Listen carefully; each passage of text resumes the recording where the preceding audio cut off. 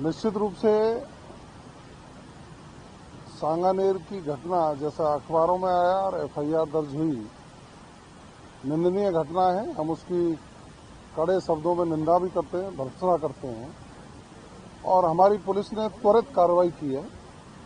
अपराधी को गिरफ्तार किया है। उससे पूछताछ करने के बाद पूरी घटना को गिरफ्तार करके मैं आपको इतना कह सकता हूं कि दोषी को किसी भी कीमत पर बख्शा नहीं जाएगा। कठोर से कठोर कार्रवाई हमारी सरकार उसके खिलाफ करेगी। करेगी। प्रदेश में कानून व्यवस्था चरमराई है। फ्राइडे को जिस तरीके से एक विधायक का चरित्र हरण किया गया, मुझे गालियां दी गई हाउस के अंदर, बहुत कुंठित और पीड़ित महसूस कर रहा हूं। मैंने अभी विधानसभा अध्यक्ष से कहा कि जब आप ऑफलाइन कहे गए वाक्यों के ऊपर आप चर्चा करा सकते हो तो इससे बड़ा मुद्दा नहीं हो सकता। जयपुर के विधायक जिस तरीके से उन्होंने मेरे चरित्र का चीरहरण किया, 2 साल पहले मेरे वालिद गुजर गए और मैं खुश हूं कि अगर वो होते सामने और उनके सामने इस तरह की गालियां मुझे पड़ती तो शायद वो बर्दाश्त नहीं कर पाते।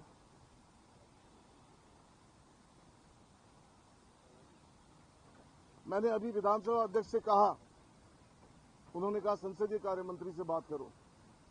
मैं संसदीय कार्य मंत्री से मिला, संसदीय कार्य मंत्री से मैंने बात की। उन्होंने कहा हम चर्चा नहीं कराएंगे, शब्द डिलीट करा दिए। क्या शब्द पूरे नेशनल मीडिया से, यूट्यूब से डिलीट हो गए? क्या वहां से गायब हो जाएंगे शब्द? मेरे वालिद हिंदी के कवि रहे हैं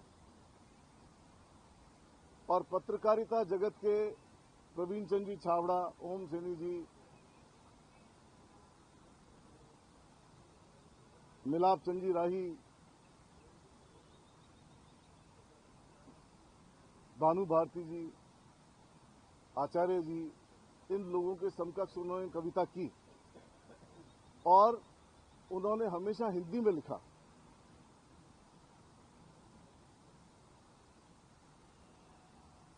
जब सुखाड़िया जी के समय अकाल पड़ा तो कवियों की एक मंडली ने पूरे प्रदेश में घूम करके अकाल के लिए चंदा किया। उनमें प्रमुख रूप से मेरे वालिद रहे। मुझे 2 रात से नींद नहीं आई है, तकलीफ में हूं। तो क्या मुसलमान विधायक होना अपराध है? और अगर मुसलमान विधायक होना अपराध है तो मैं बीजेपी के लोगों से कह रहा हूं, यहां भी कहना चाहता हूं कि अगर इस तरह शब्दों की दरिद्रता रहे तो आप एक कानून लाओ इस विधानसभा के अंदर और ये कह दो कि यहां आगे से कोई मुस्लिम विधायक चुन करके नहीं आएगा। इस तरह का ऐतराज जब आप चर्चा कर रहे हो तो बातचीत का माध्यम चर्चा से समाधान होना चाहिए। आपने चर्चा के दौरान न केवल शब्दों की दरिद्रता खत्म की, बल्कि जिस तरह मेरे व्यक्तित्व का चीरहरण किया गया, जिस तरह के शब्द मेरे लिए इस्तेमाल किए गए, मैं उम्मीद करता हूं कि ये बात आपके थ्रू पूरी सरकार सुनेगी और इस बात पे चर्चा करेगी और ऐसी घटना न हो, इसकी ऐसी घटना की पुनरावृत्ति न हो, इस पे कोई सख्त से सख्त कदम उठाएगी, ऐसी मैं उम्मीद करता हूं।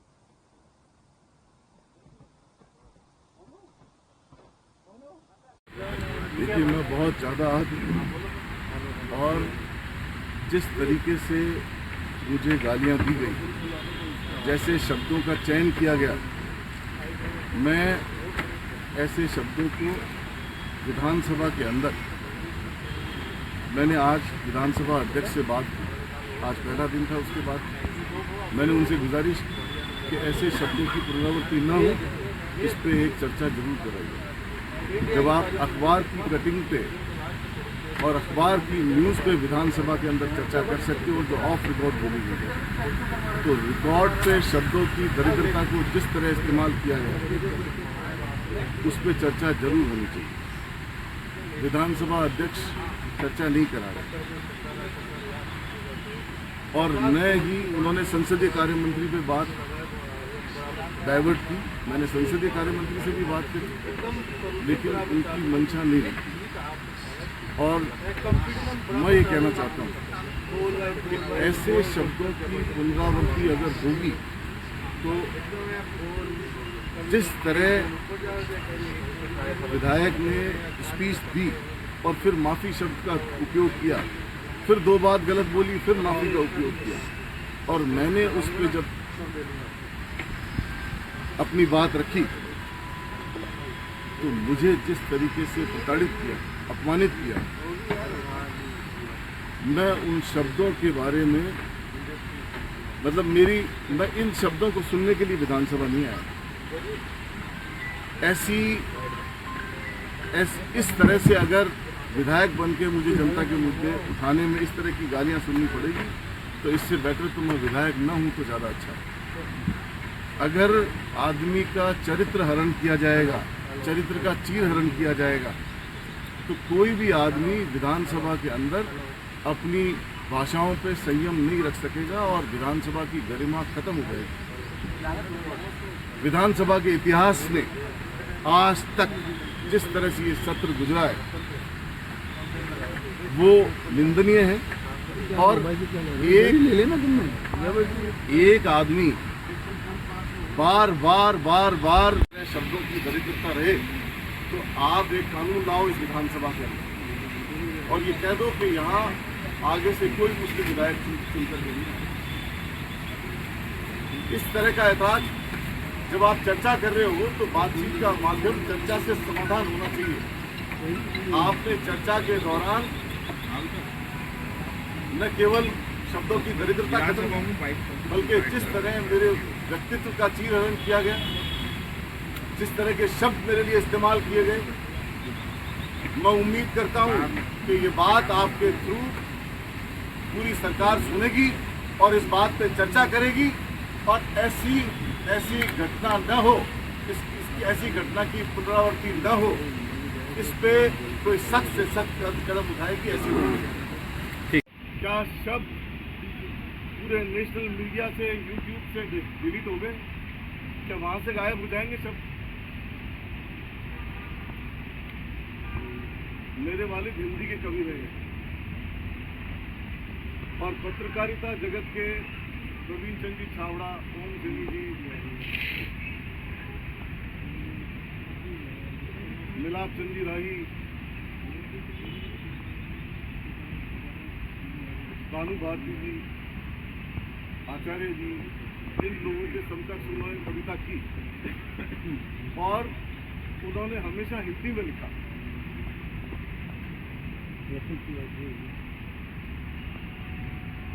जब सुखाड़िया जी के समय अकाल पड़ा तो कवियों की एक मंडली ने पूरे प्रदेश में घूम करके अकाल के लिए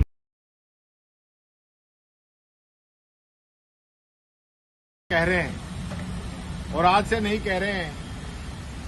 जब से इस पर्ची सरकार का पहला दिन शुरू हुआ था विधानसभा के अंदर, उसी दिन से इनके मंत्री जवाब नहीं दे पा रहे हैं।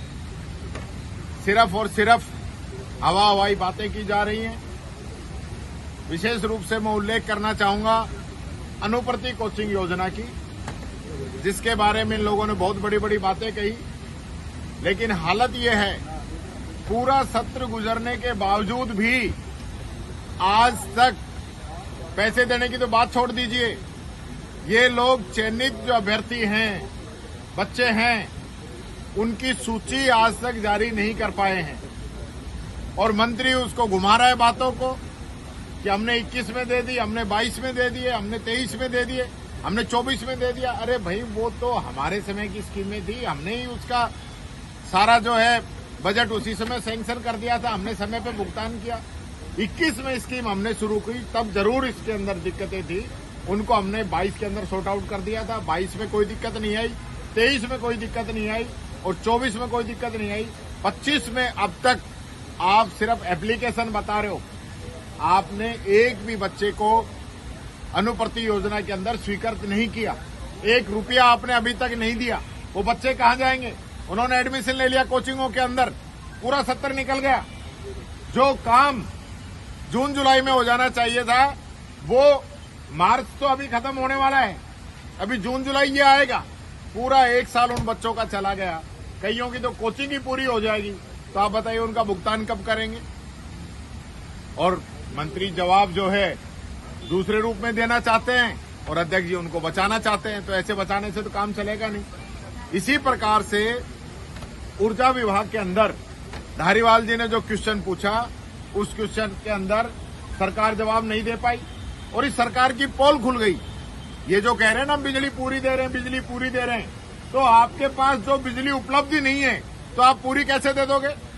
आपकी डिमांड में और सप्लाई में दिन रात का अंतर है, इससे साबित हो रहा है कि आप बिजली नहीं दे पा रहे हो।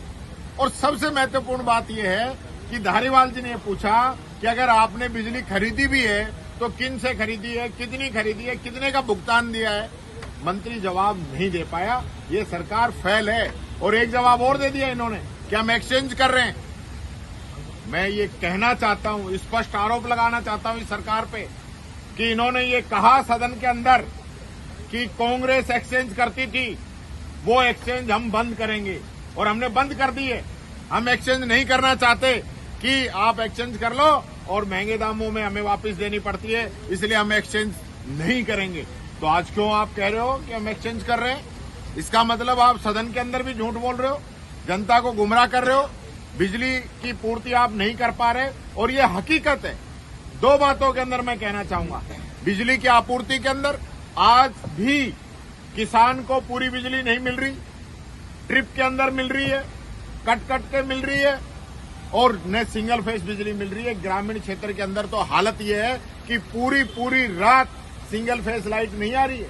ये स्थिति है इन लोगों की। और यहां जब भी जवाब देते हैं सदन के अंदर, कहते हैं हमने पूरी बिजली दे दी। इसी प्रकार से सामाजिक सुरक्षा पेंशन आज भी मैं कहना चाहूंगा, दिया कुमारी जी ने कहा 25 जनवरी तक दे दी हमने, भजन लाल जी ने कहा कि दिसंबर 24 तक हमने पूरी पेंशन दे दी, मंत्री ने 24 तारीख को जवाब में कहा कि हमने नवंबर तक पेंशन दे दी। और जब इनकी स्पीच आए तब ये कहते हैं कोई पेंशन बकाया नहीं, हमने पेंशन दे दी। तो आपके ही जो जवाब हैं, जो ऑन रिकॉर्ड जवाब हैं, जो विधानसभा में आपने कहा है, उन तथ्यों के आधार पे पूछ रहा हूं। और फिर कहते हैं हम पेंशन पूरी दे रहे हैं। 2-2, 3-3, 4-4 महीने लोगों को परेशानी भुगतनी पड़ रही है। तो ये जो सरकार है राजस्थान की जनता को गुमराह करना चाहती है। इसलिए मैं कहना चाहूंगा, यहां कम से कम इस पवित्र सदन के अंदर तो जनता को गुमराह नहीं करे, ये मेरी इनसे अपील है। हमारे राजस्थान के यशस्वी मुख्यमंत्री आदरणीय भजन लाल जी शर्मा जी ने राजस्थान में 250 माहबाड़ी केंद्र खोलने की पिछले बजट में घोषणा की। ये माहबाड़ी केंद्र केवल ट्राइबल इलाके के अंदर खोले जाते हैं। राजस्थान का जो बहुस्तरीय क्षेत्र है, दूरस्थ ढाणियों में भील जाति के लोग रहते हैं, हमारे विधानसभा क्षेत्र शेखर में रहते हैं। लोकतंत्र की शुरुआत के बाद सन 52 के बाद आज दिन तक कई क्षेत्रों में माहबाड़ी केंद्र नहीं खोले गए थे और केवल ट्राइबल क्षेत्रों में खोले गए थे। तो आज हमारा प्रश्न था और प्रश्न के माध्यम से हमने पूछा कि जिस प्रकार से अनुसूचित जाति को पहले आओ पहले पाओ की तर्ज पर कृषि कनेक्शन दिए जाते हैं, तो प्राथमिकता से अनुसूचित जाति के लोगों को भी कनेक्शन दिए जाए, ये भी मांग की है। इस पर भी सहानुभूति विचार करने का सरकार ने अब आश्वासन दिया है। साथ ही मंत्री महोदय से मेरी अभी चर्चा हुई है, तो उन्होंने ये कहा है कि शेरगढ़ के दौरों में जो आपने प्रश्न किया है 15 विद्यालय ये माहबाड़ी केंद्र खोलेंगे। तो आज से ये शुरुआत हो जाएगी। हम आभारी हैं राजस्थान सरकार के मुख्यमंत्री भजन लाल जी के और मंत्री महोदय बाबूलाल जी के। ये पहली बार होगा कि ट्राइबल क्षेत्र के अलावा भी अब राजस्थान में जहाँ भील समाज की बस्तियाँ निवास करती है वहाँ पर माहबाड़ी केंद्र खोले जाएंगे। उसी के तहत शेरगढ़ में 15 माहबाड़ी केंद्र खोलेंगे। इसके लिए सरकार का आभार।